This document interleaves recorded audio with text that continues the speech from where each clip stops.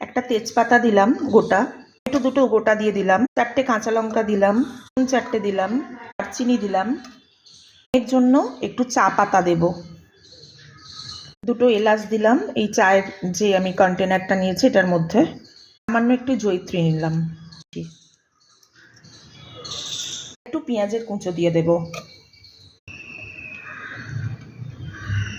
এটা একটু ঠান্ডা হয়ে এলে তারপর এটাকে পিষে নেব।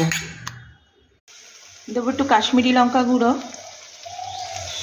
দেব হলুদ, ধনে আর জিরে গুঁড়ো, এতে একটু কসৌরি মেথি দিয়ে দেব।